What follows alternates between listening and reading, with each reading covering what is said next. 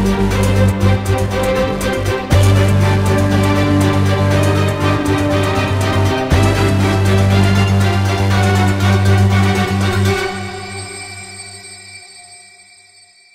sambut Rocky Gerung, Becak Lau Suwardi.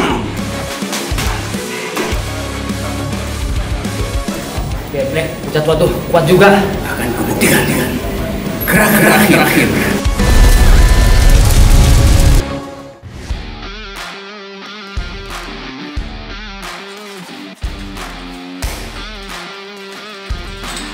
Hai, saya lagi di Neo Fighting Camp untuk bertanding dengan Suwardi Becak Lau. Ini pertandingan menguji kecepatan gerak tubuh dan kecerdikan untuk memantau kelemahan lawan. Teman-teman, ikuti pertandingan ini. Rocky Gerung, Becak Sentul, dan Wardi Becak Lau. Semua hal bisa kita rencanakan, tapi tentu akan diputuskan di atas ring pertandingan. Sebentar lagi pertandingan dimulai. Salam akal sehat, Rocky Gerung.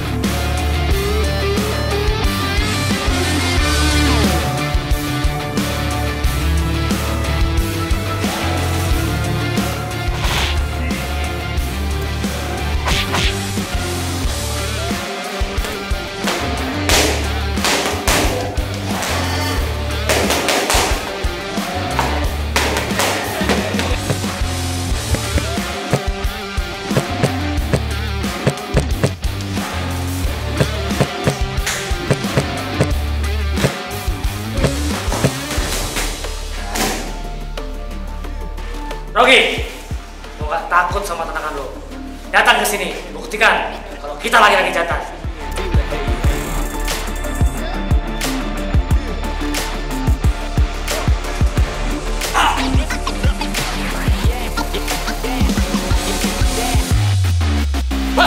Saat ini saya sedang bersama Rocky Gerung, sang becak sentul yang saat ini sedang menjelang pertandingan melawan Suwardi si Becak Lau. Baik, saya ingin bertanya bagaimana persiapan Bang Rocky dalam menjelang pertandingan ini? Wah, enteng-enteng aja. Seminggu saya 3 kali trail running itu, bolak-balik 30 kilo itu, jalan-jalan kecil lah.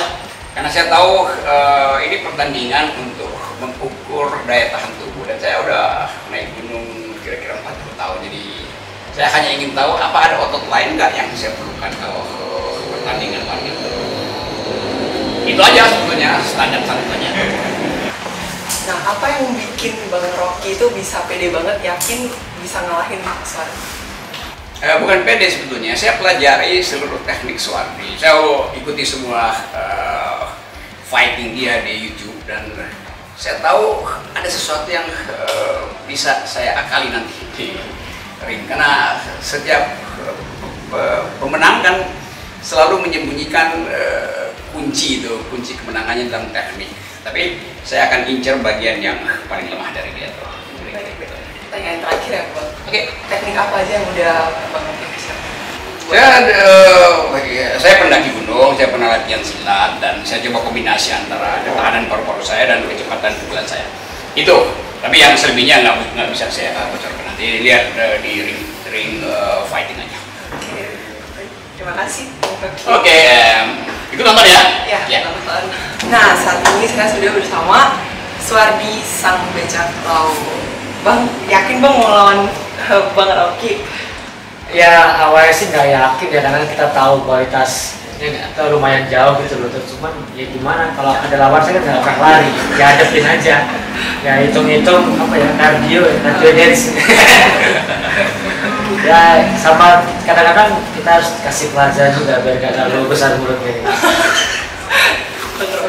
Nah, kalau boleh tahu nih Bang Suwardi bakal kalahin Bang Rocky, kira-kira rencananya bakal pakai kuncian apa tendangan? Ya sesuai dengan keahlian saya, kunci aja. Karena kalau kita pukul kasihan juga lah. Masa senior dengan bang tua ya, senior dipukul kan kasihan. Kualat nih saya. Ya begitu kita bisa menguncikan otomatis jadi teman nanti. Oke, betul. Kalau kita pukul takutnya dendam.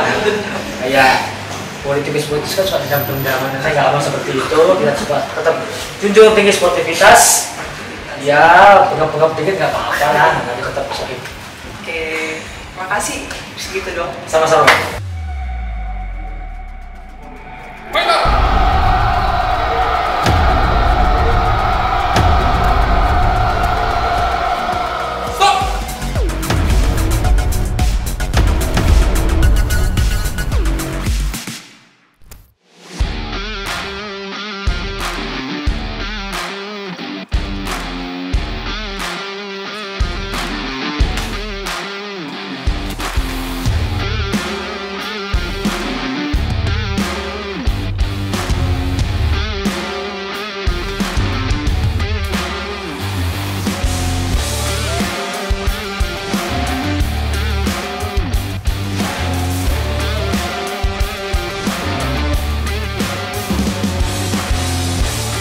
Saudara, saksikan pertandingan berikut ini. Pertandingan terdahsyat pasca pembakaran kota Roma di zaman Kaisar Nero.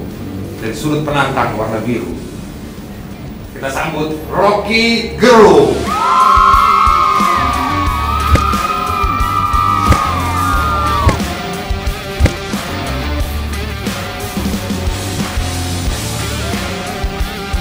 Dari sudut warna merah, Suwardi Becak apa?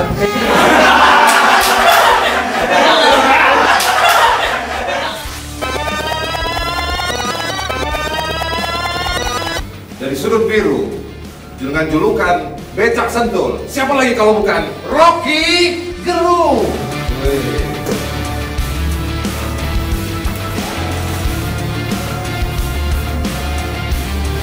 Dari sudut warna merah, sang juara bertahan dengan julukan Becak Laut, Suwardi.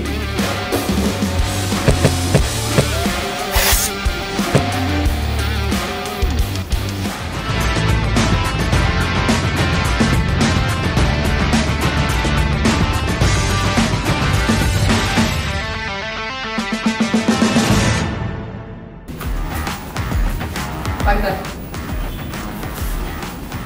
kalian sudah mengerti peraturan masing-masing, bermain sporty, jaga diri kalian masing-masing. Pas belum?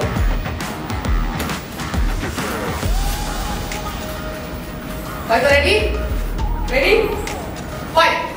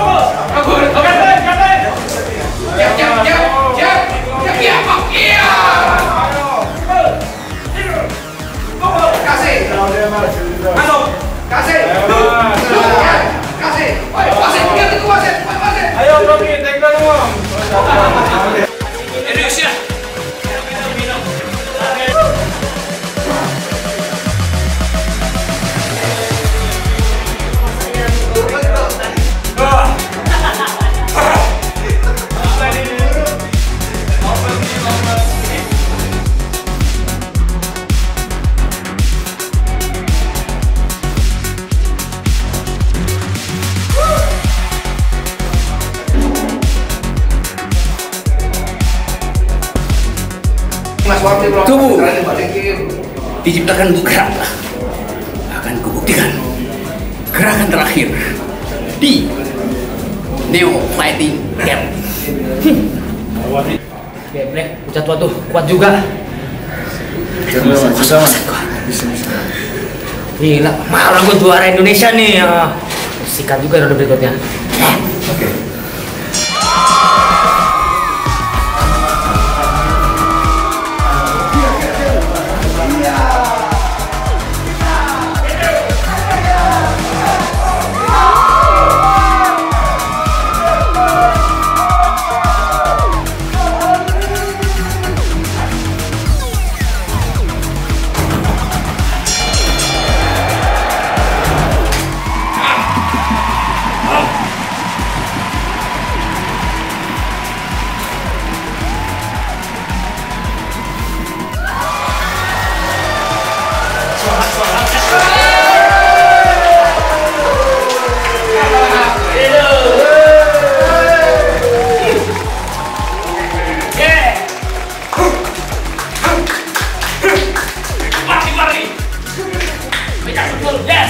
Meja sentuh akan ada pertarungan ulang-ulang. Siapa yang akan? Yeah. Setelah esok. Yeah. Pemenang dari sudut merah.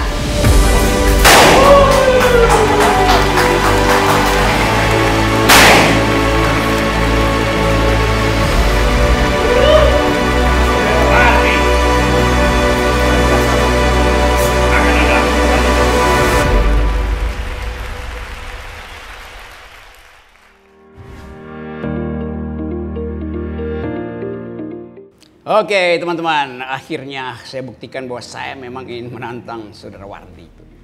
Dan itu artinya saya serius, karena saya mau uji daya tahan tubuh saya tuh. Umur saya 63 tuh. Wardi berapa War? Saya 40.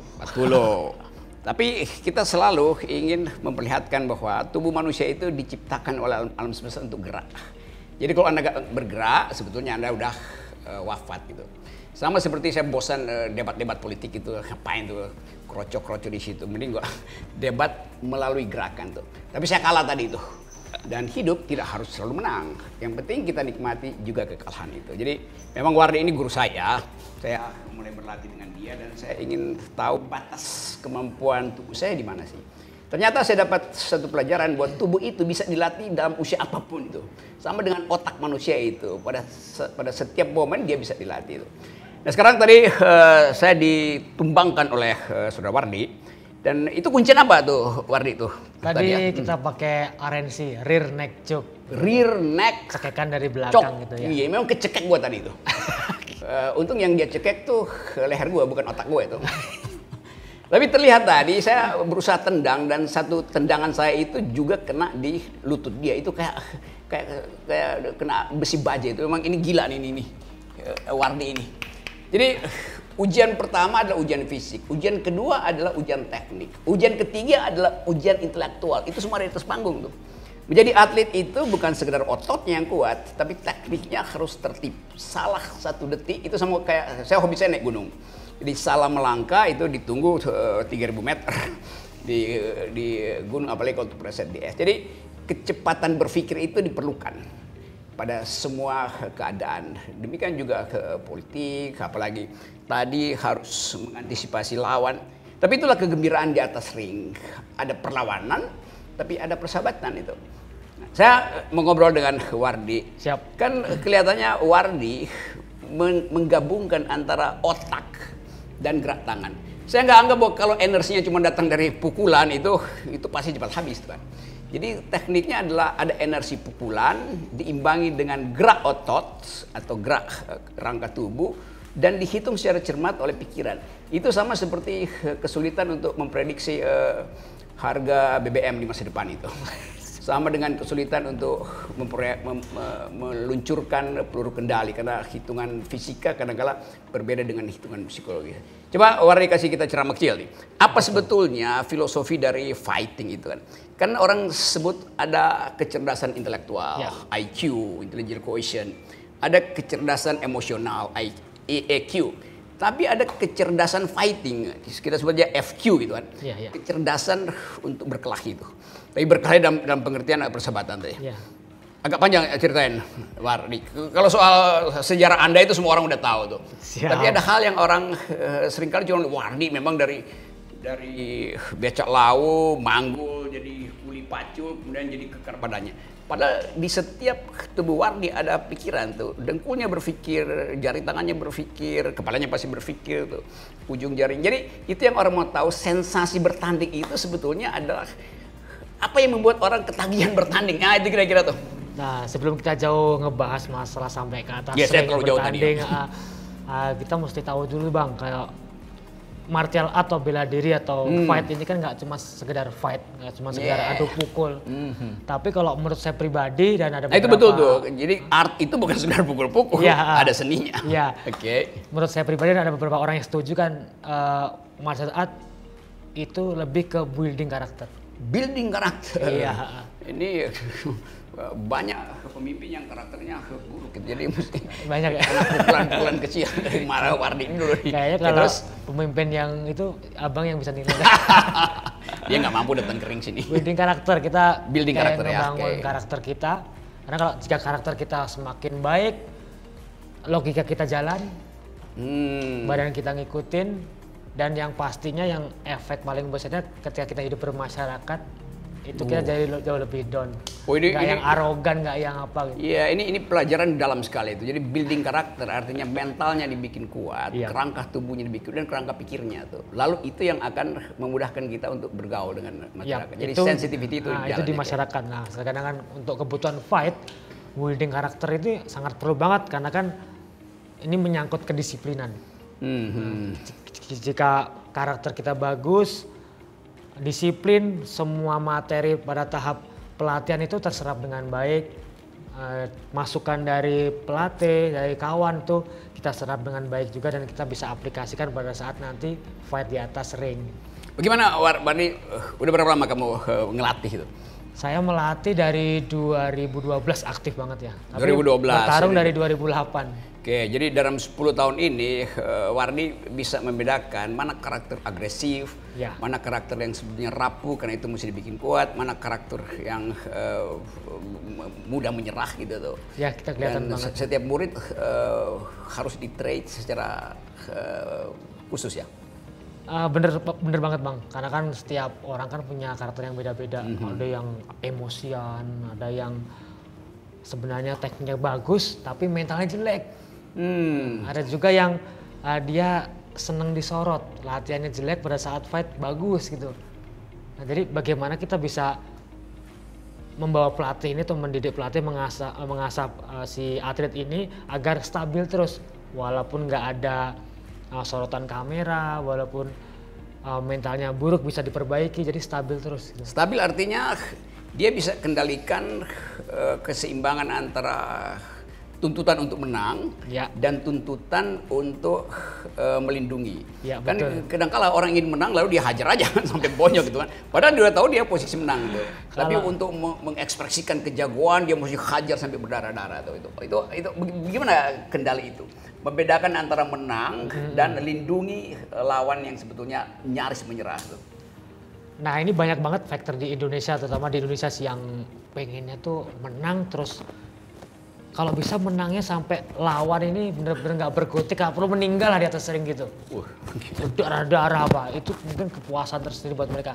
Tapi beda dengan saya Bang, kalau saya kan melihatnya begitu lawan sudah nggak berdaya, ya sudah ngapain saya mesti bikin dia babak belur.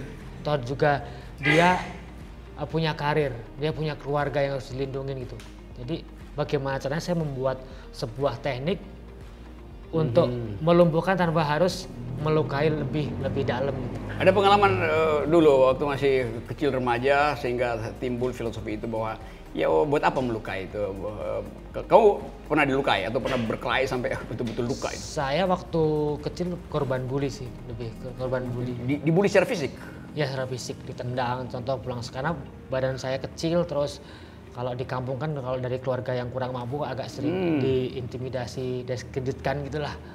Jadi itu membekas sehingga kamu menganggap bahwa peristiwa di masa lalu nggak usah kamu lampiaskan di atas ring kan? Begitu saya melakukan hal sama dengan teman saya nggak ada bedanya gitu kan. Oke. Dan itu diinspirasikan pada murid-murid Wardi itu. Betul. Setiap murid yang berlatih dengan saya selalu building karakter dulu. Karena itu fondasi dari semua hal. Saya bertemu dengan beberapa murid di sini dan ada murid perempuan yang dia ikut latihan ini justru untuk mengekspresikan kemarahan dia pada teman hidupnya, mungkin suami atau pacar itu dan banyak gitu. Apa yang unik pada mereka tuh? Apa yang mereka cari sebetulnya? Setiap murid tuh unik-unik sih.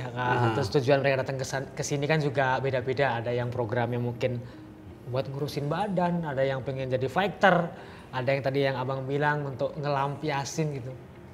Tapi seenggaknya di sini kan dilampiaskan ke hal yang positif, nggak yang mukulin pasangannya atau mukulin anaknya gitu kan. Begitu energi mereka habis, mereka biasanya kan nemuin kayak damai. Ya udah ngapain juga saya pulang harus emosi ke anak istri atau anak suami gitu. Ya, artinya kamu juga jadi tempat curhat kan? Iya. Dan harus berangkap jadi psikolog murid-murid ini tuh. Padahal kan saya cuma lulusan SMP ya, jadi nggak sampai setahap itu. Jadi tapi begitu. Ya kamu SMP, tapi di waktu kamu latih orang dengan mudah kamu tahu ini problemnya sebetulnya psikologi itu. Iya. Ini problemnya estetik kan, itu mau mengatur bentuk tubuh itu. Karena keseringan ketemu permasalahan orang jadi belajar. Oh ini masalahnya. Kita coba cari solusi yang sekiranya masuk di logika gitu bang. Oh jangan, kalau ini oke gitu. Bagian yang kamu anggap paling cerdas dari pukulan kamu, pukulan apa namanya itu? Cerdas artinya lawan nggak duga bahwa itu pukulan kamu tuh. Biasanya lawan itu paling sulit menduga kuncian saya, bukan pukulan. Bukan pukulan. Iya, kuncian. Kalau pukulan dia bisa antisipasi ya? Bisa, karena pukulan kan udah bela diri striking kan udah dari lama banget di Indonesia, terutama dimulai dari silat kan bang. Itu kan semua dari atas striking, pukulan tangan, kaki. Orang sudah kayak hafal dengan gerakan menghindarnya, ngebloknya atau counternya. Sedangkan kuncen itu kan pakai ini. Bisa nggak kita sebut misalnya ini khas Wardi, sih namanya kuncian Wardi itu. Oh ada. Jadi orang ingat, oh gile itu dia pakai kuncian Wardi itu. Jadi ada satu pertandingan di mana saya waktu itu mempertahankan gelar. Itu kondisinya saya sangat terdesak banget. Di sini Jakarta. Di Jakarta di One Pride. Saya dipukulin, saya berdarah tuh. Dang sampai pada saat itu untungnya alhamdulillah saya nggak panik. Karena kan nggak panik ya. Karena saya udah mengasah itu setiap hari saya latihan. Saya bawa dia mepet ke arah cage karena ngelihat saya udah limbung, udah nggak seimbang, udah goyang. Bagaimana caranya musuh ini ngejatuhin saya bang? Saya malah ngarepin dia jatuhin saya. Supaya selesai pertandingan. Enggak, begitu sampai bawah soalnya saya mau jebak. Oh, kamu pasang itu? Iya, trapnya di situ. Pasang trap supaya dia agresif untuk menjatuhkan. Karena saya udah nggak punya daya untuk ngejatuhin dia. Jadi kamu mau pinjam energi dia tuh? Iya, saya taktiknya ngebuka pertahanan dikit biar dia nafsu. Ternyata dia nafsu beneran. Jatuh, ya udah dia mukulin saya, didengkulin sampai ini saya berdarah-darah tanpa menyadari. Banyak pertahanan dia yang terbuka. Jadi dia tiba-tiba merasa bakal menang atau udah menang itu, dan dia nggak awas lagi dengan. Iya, karena posisinya juga udah dominan, orang pun nggak akan mengira kalau saya bakal bisa ngeluarin sebuah serangan gitu. Saya dibawa, dipukulin. Nah, pada saat dia set up pukulan itu, saya juga diam-diam set up kuncian. Oke, tapi ini yang menarik. Set up itu kamu temukan dalam kondisi tadi atau kamu udah persiapkan set up itu? Kalau saya biasanya ngulik sama teman latihan sama murid tuh, oh ini kira-kira bisa dipakai nggak ya di tanding? Oh ini bisa nggak ya? Coba diulik ya. Kombinasi gitu ya? Iya. Nah, kita terusin ke tanding tadi. Begitu dia nafsu ngelutut saya dar, saya ini bocor bang, jadi saya nggak peduli udah, biarin dah, cuman bocor darah ini gitu kan, asin juga, kan. Ya udah, dia nggak sadar tangan dia ke trap kaki saya, ke trap kaki, dan nanti bisa dilihat di YouTube tuh, begitu saya ngebalik badan, itu posisinya udah pas, saya eksekusi, bunyi bang, trak, jadi bukan dak. Itu artinya tangannya lurus gini, tapi nguncinya pakai kaki. Hmm. Ngunci tangan pakai kaki. Oh indah banget tuh ngunci tangan pakai kaki itu. Nah, saya kan juga nggak tahu itu namanya apa. Saya cuman memperagakan kuncian itu. Bentar, di itu tempat latihan. berapa detik kamu temukan kombinasi itu? Oh kalau simulasinya udah sering banget. Oke. Dan tapi ini kan betul-betul dapat buat praktek. dan ternyata baru pertama kali itu di dunia dilakukan oleh saya. Dan besoknya diulas sama majalah-majalah internasional. Wah ini kuncian terbaru dari Suwardi. Kita namakan Wardikana katanya.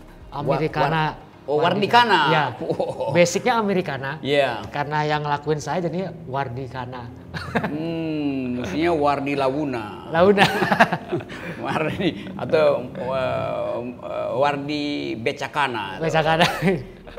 Wardikana ini kuncian Americana Kuncian yang Americana dilakukan oleh yang Suwardi dilakukan oleh gitu. Wardi. Nah dari situ kayak dipatenkan, oh ini kuncian dari Suwardi namanya Wardikana. Saya selalu perhatikan game semacam ini, ada orang yang betul-betul semacam kerasukan itu di atas ring dan kelihatan dia kehilangan kontrol. Lalu energinya tiba-tiba berlebih itu, lalu dia layu tuh.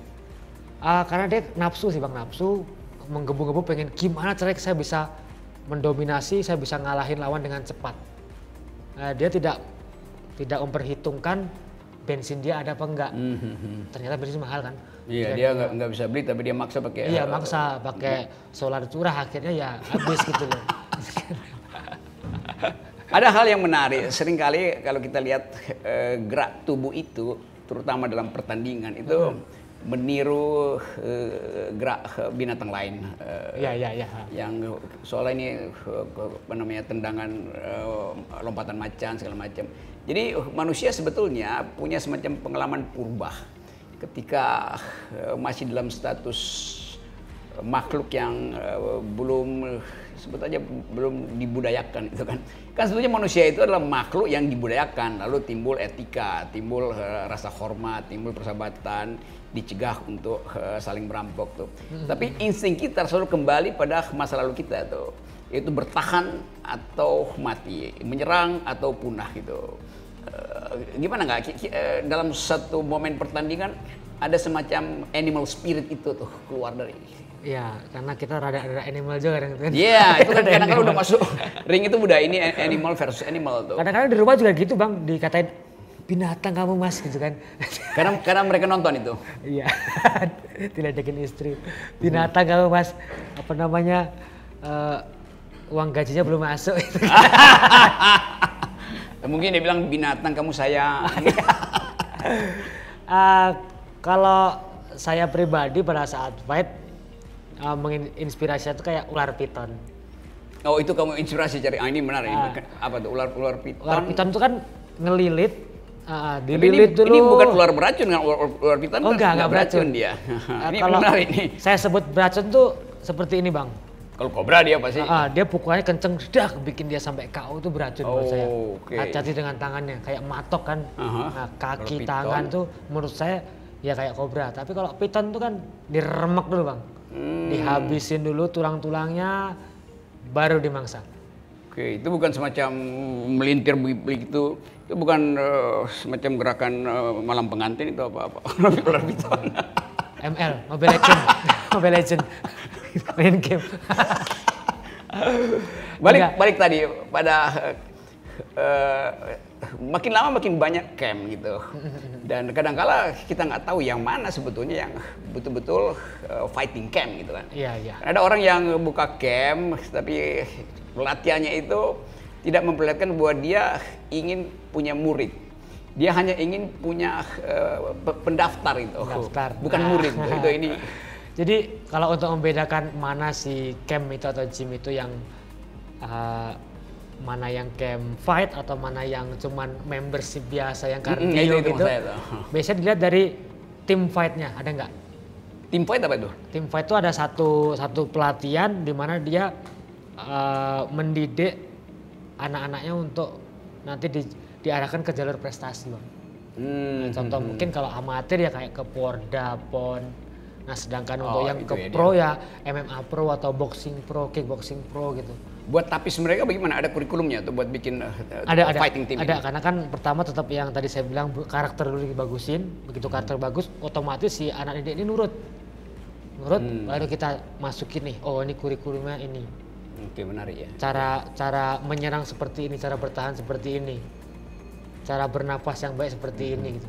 Coba kita lihat hal yang lain yang di luar pertandingan ring MMA ini. Iya.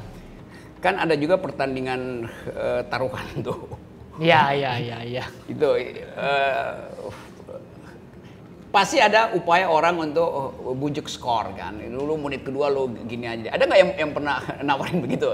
Ini bagian yang kita sebut kan olahraga selalu dekat dengan perjudian itu. Iya. Kan kita tergoda juga untuk layan itu tuh, yang sebetulnya ya buat yang berjudi iya. Tapi buat si atlet sendiri itu integritas atlet untuk menolak diatur sebagai sekedar agen perjudian. Kalau bagi saya menolak itu harus, karena itu kayak harga diri saya, Bang. Oke, itu jadi. Ya kalau permasalahan dengan uang, rezeki itu kan ada yang ngatur gitu. Jadi nggak dapat dari situ pun saya bisa Bukan diatur-atur di bandar gitu ya. Iya, bisa dapat Oke. dari tempat yang lain. Nah, untuk di Indonesia sendiri kan pada kasus ini sudah banyak, terutama di cabang-cabang olahraga yang sudah tua kayak bola, Iya. tinju. Nah, di MMA sendiri belum. Oke. Tapi pemain yang bermain di luar itu udah ada. Dia tapi intervensi Ke pada fighter atlet itu belum. jadi Nah. terjaga ya. Terjaga, alhamdulillah masih terjaga. Ya, saya pernah mendapati satu kejadian di mana saya waktu itu pertama kalinya mendapatkan sabuk flyweight juara nasional. Itu waktu turun panggung salam tempel sama orang, berarti kan dia judi. Oh itu gitu ya. Iya. Sama engkau pakai singlet. Mas, makasih banyak ya, tak gitu. Saya apa nih, masukin tas saya belum gitu. Sampai rumah, aduh gitu kan. Oh ya, itu mungkin dia karena dia bangga aja, dia ngucapin terima kasih itu. Mungkin juga, Kalau tapi kita kayaknya- gitu. ada ya orang yang diam-diam menganggap oke ini terlalu bagus buat saya permainannya, lalu dia kasih apresiasi gitu tuh. Dan Mungkin dia juga dia bermain juga di luar sana, kita nggak tahu kan. iya kita nggak tahu, tapi kita ambil aja karena kita nggak tahu, kita ambil bahwa dia nggak menyogok kita itu kan. Iya. Lain kalau ada perjanjian dari awal. Oh, nggak ada itu, Bang. Kalau mungkin kalau di olahraga yang sudah tua kayak bola itu kan udah. Oh iya itu udah sering. udah jadi industri. Iya, Ya, bakal nggak akan maju-maju kita kalau seperti ya itu. betul. Ya, Wari itu- pernah nggak ngajarin fighting begini atau olahraga semacam ini pada aparat itu, satpam atau mungkin BNPT atau sempat Tentara. dulu Kopassus Kopassus. di Jantung ya. Kita pembekalan untuk kultor itu, penanggulangan teror. Kultor Teror itu ya. kan teror. Iya. Itu untuk bela diri praktisnya, biar di taktisnya dipakai MMA. Jadi sergap, kunci, terus bener-bener yang eksekusinya tuh untuk membunuh, bukan untuk cuman orang ngetap gitu. Orang ngetap yang nggak akan dilepas terus sampai pingsan, terus sampai patah. Nah pas pampres mungkin kayaknya tahun depan mau katanya. Oke, nah, kalau perlu asisten suruh saya jadi asisten. Oh siap Dan, jangan Bang, nanti di debat semua nanti. Buat di press itu. Hal lain ini, kan kita lihat ada namanya apa namanya ini selebriti yang pamer di Instagram Iya, tentang iya. latihan itu tuh. Dan itu jadi persaingan dan persaingan pameran sebetulnya kan, dan kita nggak tahu dia. Kalau saya nantang Mas Wari itu serius tuh buat ngukur daya tahan tubuh saya tuh. Tapi kemudian orang bilang wah itu jadi sensasi aja tuh. Padahal serius tadi saya. Serius, kerasa kok. Kerasa lemahnya. Karena saya naik gunung dan naik gunung itu kan hanya butuh dua otot itu, otot paru-paru dan otot kaki itu. Yang lebih penting sebetulnya kalau naik gunung adalah otot kaki. Kalau paru-paru, kalau kita capek kita berhenti aja kan. Tapi kalau kaki kena udah berhenti naik gunung.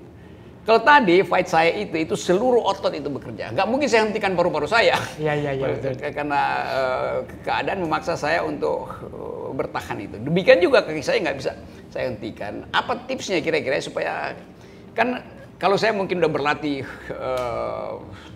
3 bulan saya bisa dapat itu. Tapi saya baru belajar di Neo Fighting Camp. Camp ini kira-kira 3 minggu. dan udah nekat buat nantang itu kan. Sebetulnya orang sedikit nggak percaya, tapi begitulah kita berupaya untuk mempersiapkan diri, walaupun kita tahu kita belum mampu, tapi hanya dengan menguji kita bisa naik kelas kan. Iya betul. Tantangan itu tuh. Jadi kalau bagaimana caranya untuk menjadikan seorang fighter yang bener, yang nggak salah, yang mungkin jadi carut marut kayak capek, pusing, kaki gemeter gitu. Pertama ya tadi set up pikiran. Kalau pikiran kita tenang, santai, semuanya ngikutin. Dan pikiran tenang itu kita dapat ya kita rutin latihan sih Bang. Jadi latihan itu sekaligus meditasi ya. Ya betul. Jadi meditasi dalam gerak kita juga meditasi itu. Betul. Dan yang paling penting yaitu pusat dari power brand kita tuh pinggang. Orang jarang banget ya. Coba bagian ini coba diterangkan. Jadi orang sering sebut core-nya itu. Ya, di daerah sini. Ini soal teknik dasarnya nih teman-teman. Bagian terpenting. Bagian terpenting dalam tubuh kita, karena begitu pinggang ini lumpuh, semuanya lumpuh. Latihan pinggang itu mulai dari semua kayak kita pukulan kan semua pakai pinggang. Pinggang itu melatih otot pinggang. Jalan kita pakai pinggang. Oke. Jadi yang kita harus jaga lah pinggang. Ya aktivitas melangkah, bahkan aktivitas seksual itu mengandalkan otot pinggang. Nah pinggang ini gimana cara menjaga biar tetap stabil dan kuat? Ya harus sesuai dengan posturnya. Itu doang. Oh iya. Jadi kalau kadang kita jalan posturnya agak nunduk gitu cepet capek. Nah kita fight ngerunduk cepet capek. Kita ngelakuin sedikit nggak presisi dikit capek. Jadi harus presisi aja santai. Paru-paru dilatih pakai apa tuh? Nah kalau paru-paru tuh gimana kebiasaan. Oh jadi biarkan paru-paru itu mengikuti naluri dia sendiri. Karena semakin kita sering, kalau ibaratnya gini, kalau kamu pengen jago fight ya sering-sering fight.